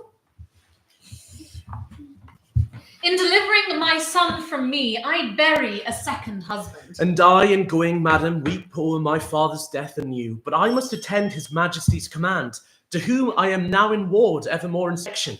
What hope is there of his majesty's amendment? He hath abandoned his physicians, madam. Under his practices he hath persecuted time with hope, and finds no other advantage in the process, but only the losing of hope by time. This young gentlewoman had a father, oh, had. How sad a passage 'tis, whose skill was almost as great as his honesty. Had it stretched so far, would have made nature immortal, and death should have plenty for lack of work. Would for the king's sake he were living. I think it would be the death of the king's disease. How called you the man you speak of, madam? He was a famous sir in his profession, and it was his great right to be so. Gerard de Narbon. What is it, my good lord, the king languishes of? A fistula, my lord. I heard not of it before. I would it were not notorious. Was this gentleman the daughter of Gerard de Narbon? His sole child, my lord, bequeathed to my overlooking. The remembrance of her father never approaches her heart, but that a tyranny of sorrows takes all livelihood from her cheek. Madam, I desire your holy wishes. Be thou blessed, Bertram, and succeed thy father in manners as in shape. Thy blood and virtue contend for empire in thee, and thy goodness share with thy birthright. Love all, trust a few, do wrong to none. Be able for thine enemy rather in power than use, and keep thine friend under thine own life's key. Be checked for silence, but never taxed for speech. Whatever more well, that thee may furnish, and my prayers pluck down, fall on thy head. Farewell, my lord. 'Tis an unseasoned courtier. Good my lord, advise him. He cannot want the best that shall attend his love. Heaven bless him. Farewell, Bertram. The best wishes that could be forged in your thoughts be servants to you. Be comfortable to my mother, your mistress, and make much of her. Farewell, pretty lady. You must hold the credit of your father. Oh, were that all? I think not on my father and these great tears, grace which remembers more than those that I shed for him. What was he like? I have forgot him. My imagination carries no favour in that but Bertram's. I am undone. There is no living, none, if Bertram be away. 'Twere all one that I should love a bright, particular star and think to wed it. He is so above me in his bright radiance and collateral light, but now he's gone. And my idolatrous fancy must sanctify his reliquaries. Who comes here? One that goes with him. I love him for his sake, and yet I know him to be a notorious liar. Think him a great way fool, solely a coward. Save you, fair queen. And you, monarch? Oh, No. are you meditating on virginity? Aye. You have some stain of soldier in you. Let me ask you a question. Man is enemy to virginity. How may we barricade it against him? Keep him out. But he assails, and our virginity, though valiant in the defence, yet is weak. Unfold to us some warlike resistance. There is none. Man sitting down before you will undermine you and blow you up. But bless our poor virginity from underminers and blowers up. Is there no military policy how virgins might blow up men? Virginity being blown down, man will quickly be blown up. Marry in blowing him down again with a breach yourselves made. You lose your city. It is not politic in the commonwealths of nature to preserve virginity. Loss of virginity is rational increase, and there was no virgin got till virginity was first lost. Now you are made of its metal to make virgins. Virginity by being once lost may be 10 times found. By being ever kept, it is never lost. 'Tis too cold a companion. Away with it. How might one do, sir, to lose it to her own liking? Let me see. Marry ill to like him that ne'er it likes. 'Tis a commodity we'll lose the gloss with flying. The longer kept, the less worth. Off with it while 'tis fendable. Answer the time of request. Virginity, like an old courtier, wears her cap out of fashion, richly suited but unsuitable, just like the brooch and the toothpick, which wear not now. That I wish well. 'Tis pity. What pity? That wishing well had not a body in't, which might be felt. Little Helen, farewell. If I can remember thee, I will think of thee at court. Monsieur Paroles, you were born under a charitable star? Under Mars, aye. I especially think under Mars. Why under Mars? The wars have so kept you under that you must need be born under Mars. When he was predominant. When he was retrograde, I think, rather. Business. I cannot answer thee accurately. Farewell, when thou hast leisure. I cannot answer thee accurately. Farewell, when thou hast leisure, say thy prayers. When thou hast none, remember thy friends. Get thee a good husband, and use him as he uses thee. So farewell. Our remedies oft in ourselves do lie, which we ascribe to heaven. The fated sky gives us free scope, only doth backward pull. Our slow designs when we ourselves are dull. The king's disease, my project may deceive me, but my intents are fixed and will not leave me. Who comes here? It is the Count Roussillon, my good lord. Young Bertram. Youth, thou bear'st thy father's face. Frank nature, rather curious than in haste, have well composed thee. Thy father's moral parts may thou inherit too. Welcome to Paris. My thanks and duty are your majesties. I would I had that corporal soundness now, as when thy father and myself in friendship first tried our soldiership. He did look far into the service of the time, and was discipled of the bravest. His good remembrance, sir, lies richer in your thoughts than on his tomb. So in approval lives not his epitaph, as in your royal speech. Would I were him, he would always say, methinks I hear him now. His plosive words have scattered not in ears, but grafted them to grow there, to bear. Let me not live. Thus his good melancholy oft began. You are loved, sir, but they that least lend it to you shall lack you first. How long's this count since the physician at your father's died? He was much famed. Some 6 months since, my lord. If he were living, I would try him yet. Lend me an arm. The rest have worn me out with several applications.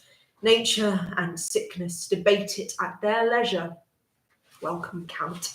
My son's no dearer. Thank your majesty. Tell me thy reason why thou wilt marry. My poor body, madam, requires it. I am driven on by the flesh, and he must needs go that the devil drives. Is this all thy worship's reason? Wait, madam, I have other holy reasons, such they are. May the world know them. I have been, madam, a wicked creature, as you and all the flesh and blood are, and indeed, I do marry that I repent. Thy marriage sooner than thy wickedness. You'll be gone, sir knave, and do as I command you. That man should be at woman's command, and yet no hurt done. Good madam, my business is for Helen to come hither. Well now. I know, madam, you love your gentlewoman entirely. Faith, I do. Her father bequeathed her to me, and she herself, without other advantage, may lawfully make title to as much love as she finds. Madam, I was very late, more near her than I think she wished me. Alone she was, and did communicate to herself her own words to her own ears. Her matter was, she loved your son. This she delivered in the most bitter touch of sorrow that e'er I heard virgin exclaiming. You have discharged this honestly. Keep it to yourself. Many likelihoods informed me of this before, which hung so tottering in the balance that I could neither believe nor misdoubt. Pray leave me. Go, fetch Helena hither. Even so it was with me when I was young. If ever we are nature's, these are ours. This thorn doth to our rose of youth rightly belong. Our blood to us, this to our blood is born. It is the show and seal of nature's truth, where love's strong passion is impressed in youth. By our remembrances of days foregone, such were our faults, or then we thought them none. Her eye is sick on it. I observe her now. What is your pleasure, madam? You know, Helen, I am a mother to you. Mine honourable mistress. Nay, a mother. Why not a mother? When I said a mother, methought you saw a serpent. What's in mother that makes you start at it? I say I am your mother, and put you in the catalogue of those enwombed mine. You ne'er oppressed me with a mother's groan, yet I express to you a mother's care. God's mercy, maiden. Does it cure thy blood to say I am thy mother? What's the matter? That this distempered messenger of wet, this many-coloured iris rounds thy eye. Why? That you are my daughter? That I am not. I say I am your mother. Pardon, madam. The Count Roussillon cannot be my brother. I am from humble, he from honoured name. No note upon my parents, his all noble. My master, my dear lord he is, and I, his servant, live, and will his vassal die. He must not be my brother. Nor I, your mother. You are my mother, madam, would you were, so that my lord, your son, were not my brother. Indeed, my mother, or you both are mothers, I care no more for you than I do for heaven, so I were not his sister. can't no other, but I, your daughter, he must be my brother. Yes, Helen. You might be my daughter-in-law. God shield, you mean it not. Daughter and mother so strive upon your pulse. What? Pale again? My fear hath catched your fondness. Now I see the mystery of your loneliness and find your salt tears head. Now, to all sense 'tis gross. You love my son. Invention is ashamed against the proclamation of thy passion to say thou dost not, therefore tell me true. Speak. 'Tis so. Good madam, pardon me. Do you love my son? Your pardon, noble mistress. Love you, my son? Do you not love him, madam? Oh, go not about. My love hath in it a bond whereof the world takes note. Come, disclose the state of your affection, for your passions have to the full appeached. Then I confess, here on my knee before high heaven and you, that before you and next unto high heaven, I love your son. My dearest madam, let not your hate encounter with my love, for loving where you do, but if yourself, whose aged honour cites of virtuous youth, did ever in so true a flame of liking wish chastely and love dearly, your Diane was both herself and love, oh, then give pity to her whose state is such that cannot choose, but lend and give where she is sure to lose, that seeks not to find that her search implies, but riddle-like lives sweetly where she dies. Had you not lately an intent, speak truly, to go to Paris? Madam, I had. Wherefore? Tell me. I will tell truth. By grace itself, I swear. You know my father left me some prescriptions. There is a remedy approved, set down, to cure the desperate languishings whereof the king is rendered lost. Was this your motive for Paris, was it? Speak.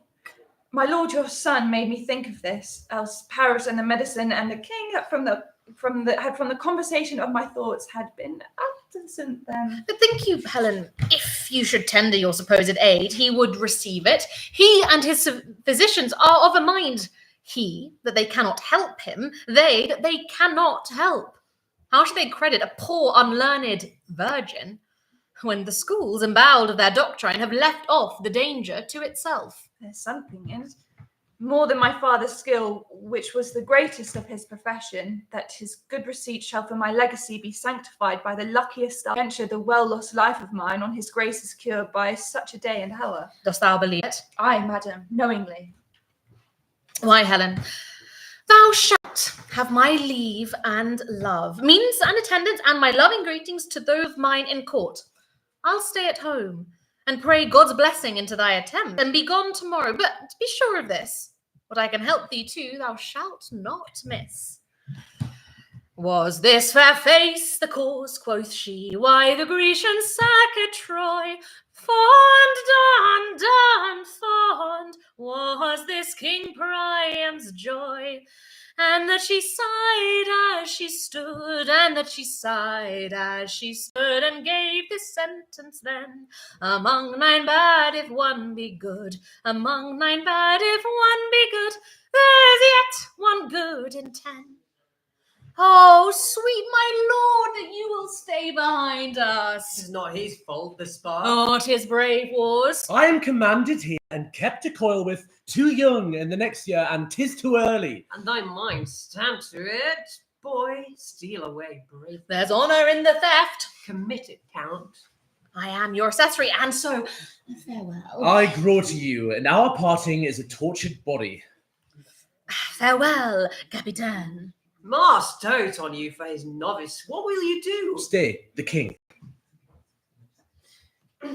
Now, fair one. It's your business. Follow us. Aye, my good lord, Gerard de Narbonne was my father. In what he did profess, well found. I knew him. The rather I spare my praises towards him, knowing him is enough.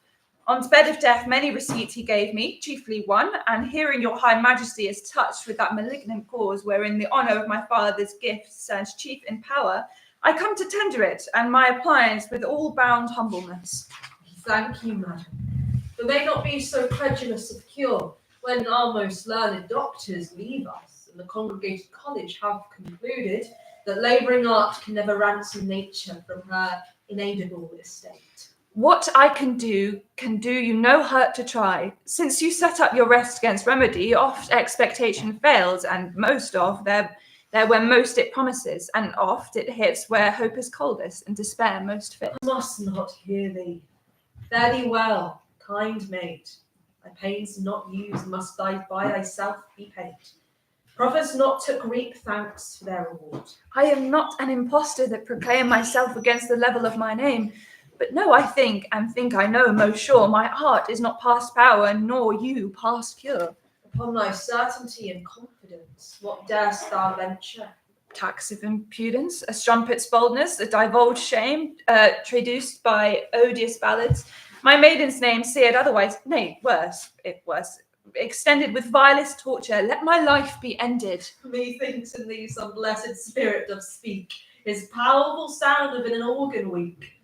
Sweet practicer, thy physic I will try, that ministers thine own death if I die. If I break time or flinch in property of what I spoke, unpitied, let me die.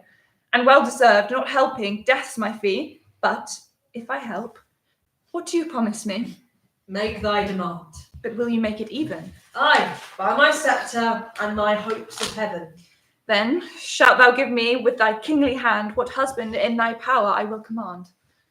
Here is my hand, the premises observed. Thy will by my performance shall be served. Give me some help here, ho.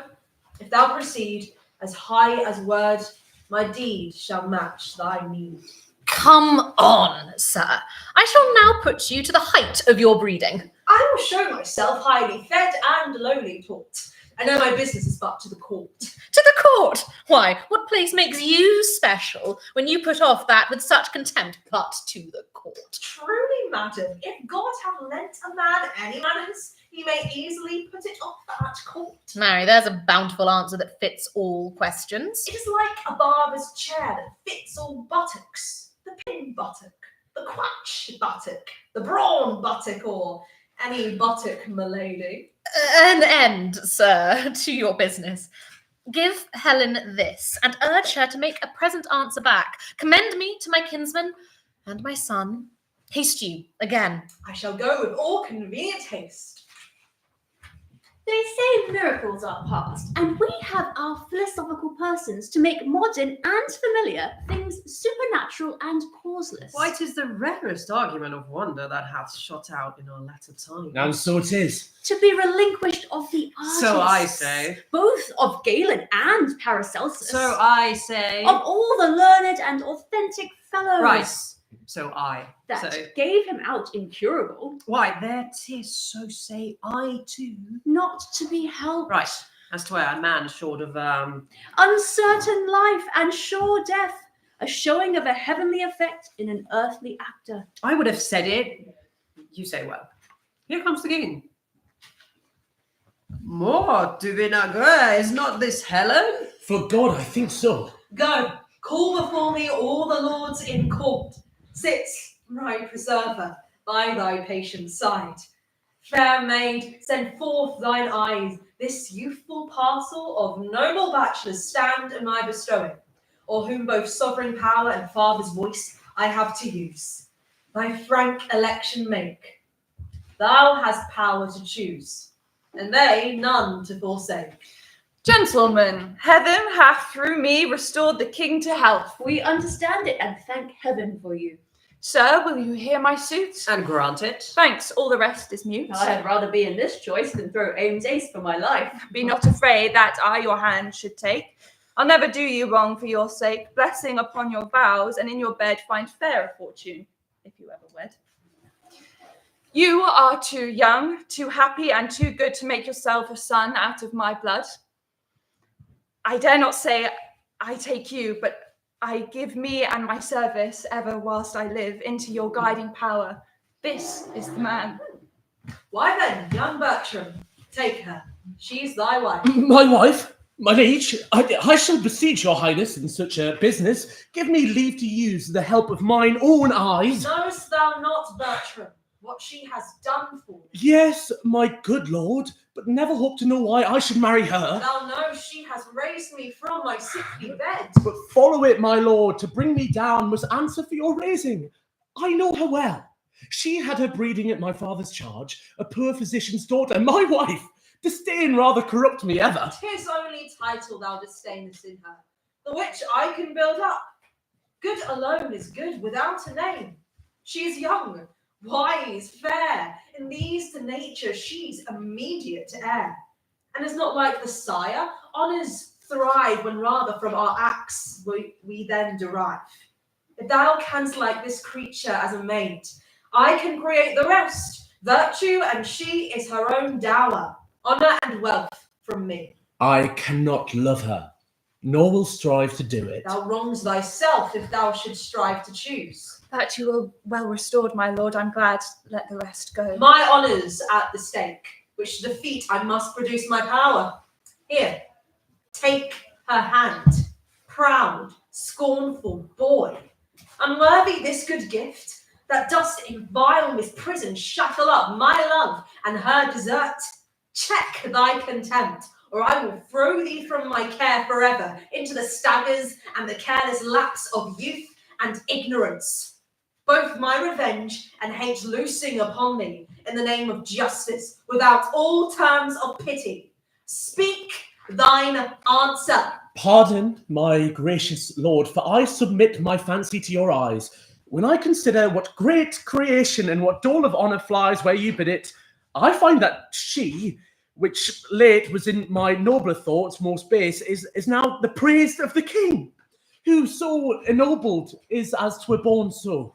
Take her by the hand, and tell her she is thine, to whom I promise a counterpoise, if not thy estate, a balance more replete. I take her hand.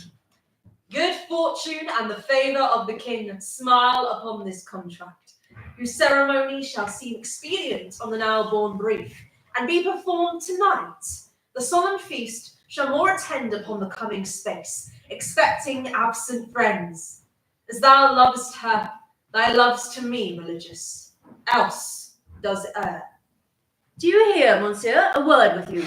Your pleasure, sir. Your lord and master did well to make his recantation. Recantation, my lord, my master. Aye, is it not a language I speak? A most harsh one, and not to be understood without bloody succeeding. My master. Are you companion to the Count Roussillon? To any count, to all counts, to what is man? To what is Count's man, Count's master is of another style. My lord, you give me most egregious indignity. Aye, with all my heart, and thou art worthy of it. I have not, my lord, deserved it. Yes, good faith, every dram of it, and I will not bate thee a scruple. My lord, you do me most insupportable vexation. I would it were hell pains for thy sake, and my poor doing eternal. For doing I am past, as I will by thee. In what motion age will give me leave? You were beaten in Italy for picking a kernel out of a pomegranate. You are a vagabond and no true traveller. You are more saucy with lords and honourable personages than the commission of your birth and virtue gives you heraldry. You are not worth another word, else I'd call you knave. I leave you. Well, thou hast the son, shall take this disgrace of me, scurvy old, filthy, scurvy lord. Well, I must be patient. There is no fettering of authority. I'll beat him by my life, if I can meet him with any convenience. And he were double and double a load. I'll have no more pity of his age than I would of. I'll beat him, and if I could but meet him again. Undone and forfeited to cares forever. What's the matter, sweetheart? Although before the solemn priest I have sworn, I will not bed her. What, sweetheart? Oh, my parolas, they have married me. I'll to the Tuscan wars and never better.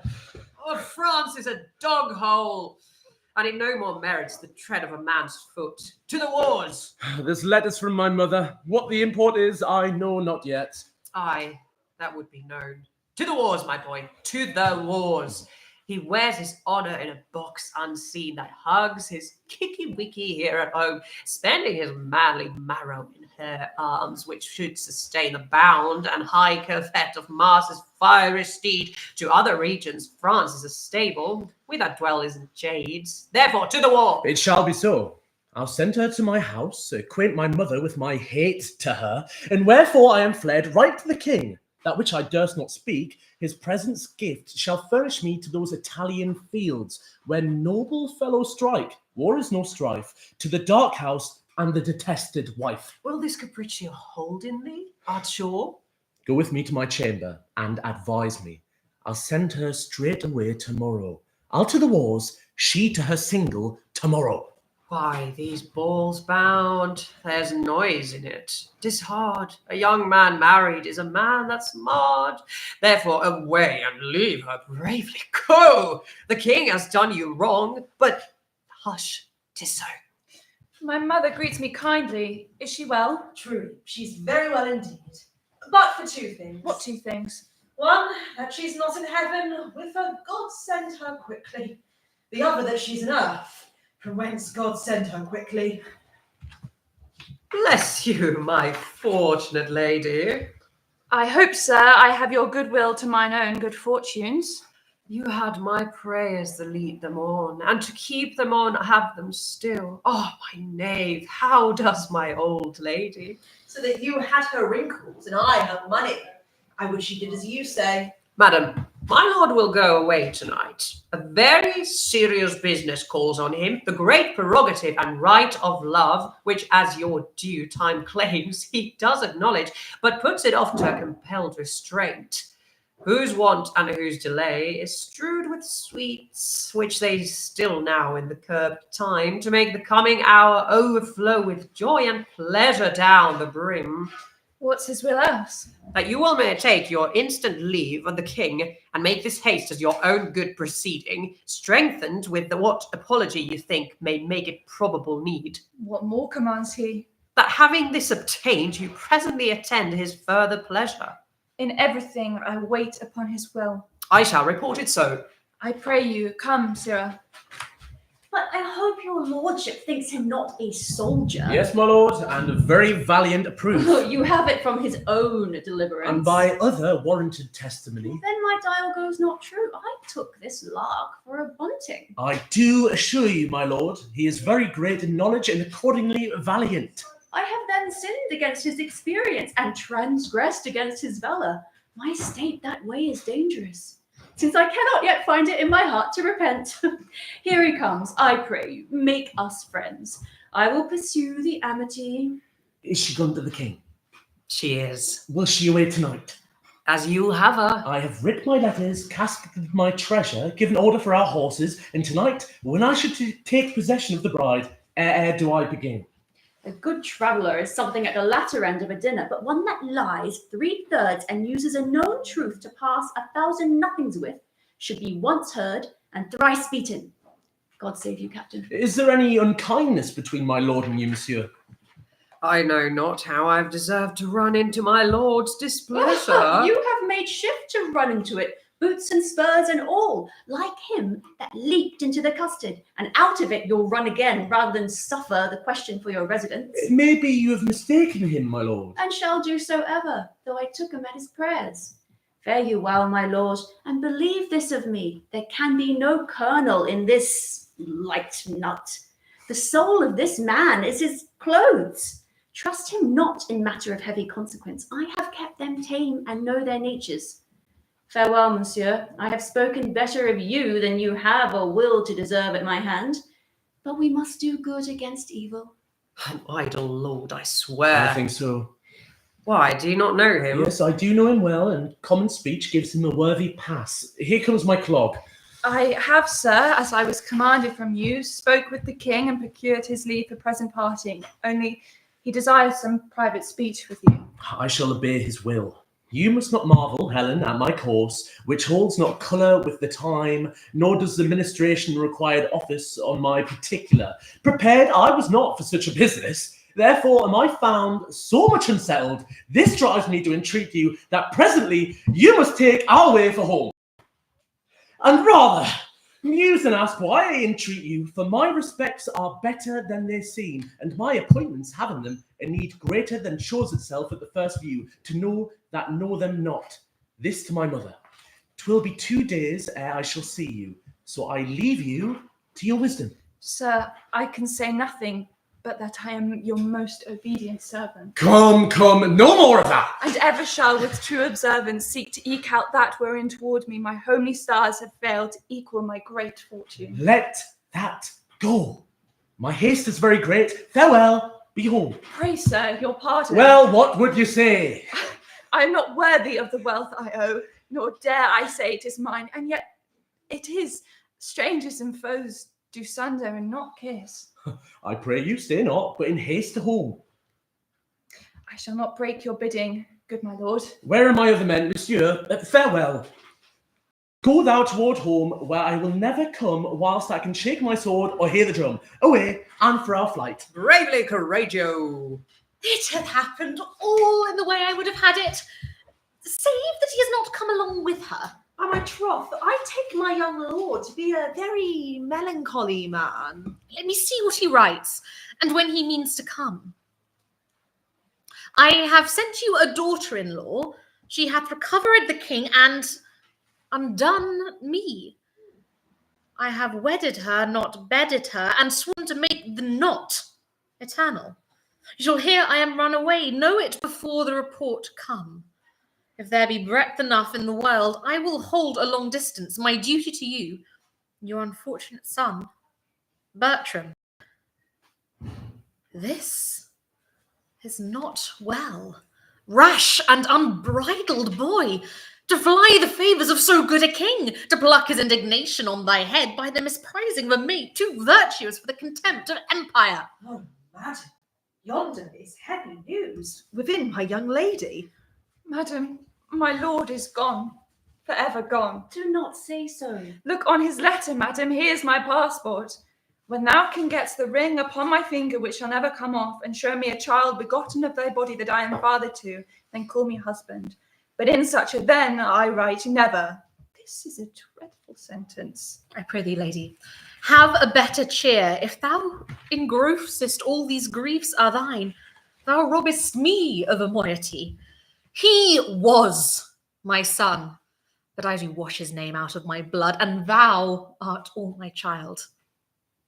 Towards Florence, is he? Aye, madam. And to be a soldier? Such is his noble purpose, and believe it, the Duke will lay upon him all the honour that good convenience claims. Till I have no wife, I have nothing in France. 'Tis bitter. Find you that there? Aye, madam. 'Tis but the boldness of his hand, haply which his heart was not consenting to. Nothing in France till he have no wife. There's nothing here that is too good for him, but only she.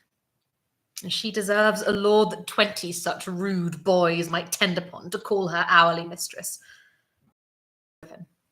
Paroles, was it not? Aye, my good lady, he. A very tainted fellow, and full of wickedness. My son corrupts a well-derived nature with his inducement. Indeed, good lady. The fellow has a deal of that too much, which holds him much to have. You are welcome, gentlemen. I will entreat you, when you see my son, to tell him that his sword can never win the honour that he loses. More I will entreat you to written. Bear along. Till I have no wife, I have nothing in France. Nothing in France until he has no wife. Thou shalt have none, Roussillon, none in France, then hast thou all again. Poor Lord, is I that chase thee from thy country and expose those tender limbs of thine to the event of the non-sparing war? And is it I that drive thee from the sportive court where thou wast shot at with fair eyes to be the mark of smoky muskets? I will be gone, that pitiful rumour may report my flight to consolate thine ear. Come night, end day, for with the dark, poor thief, I'll steal away. Love guards the roses of thy lips, and flies about them like a bee. If I approach, he forward skips, and if I kiss, he stingeth me. Love in mine eyes doth build his bar, and sleeps within their pretty shine. And if I look, the boy will lower, and from their orbs shoot shafts divine. Alas, and would you take a letter from her? My you not know that she would do as she has done by sending me a letter? Read it again. I am St. Jack's pilgrim, thither gone. Ambitious love hath so in me offended, that barefoot plod I the cold ground upon. With sainted vow my faults do have amended. He is too good and fair for death, Antony, whom I myself embrace to set him free. What sharp stings are in his mildest words.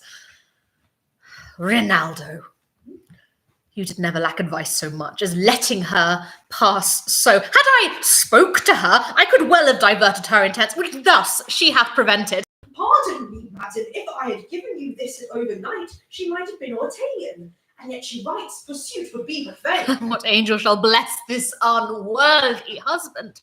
Right, Rinaldo. To this unworthy husband of his wife, let every word weigh heavy of her worth, that he doth weigh too light. My greatest grief, my heart is heavy, and my age is weak. Grief would have tears, and sorrow bids me speak. Love works thy heart within his fire, and in